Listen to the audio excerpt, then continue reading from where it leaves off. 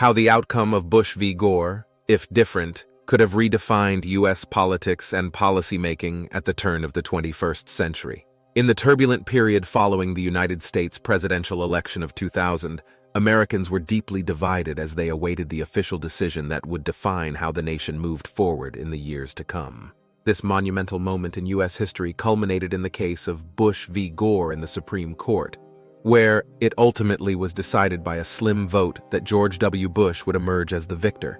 This decision would have seismic implications for the subsequent 21st century. With a different ruling, the Supreme Court could have changed the course of U.S. history significantly. To understand this, one must appreciate how different the world could look in order to use one's imagination to maximum effect. A presidency with Vice President Gore. If the Supreme Court had decided in favor of Al Gore, the political scenario in America could have been a whole lot different than it is now. From the Oval Office, Gore's democratic principles and care for the environment would certainly have driven national politics along a much different path. Focus on the environment.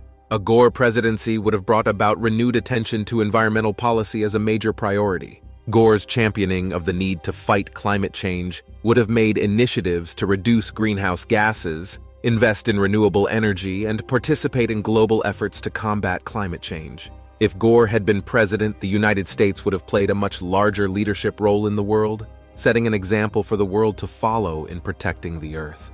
Revision of healthcare. Another aspect where Gore's time as president would have varied from that of George W. Bush is healthcare reform. In line with the history left by his predecessor, Bill Clinton, Gore would have expanded on it to ensure that affordable and encompassing healthcare reform became a reality.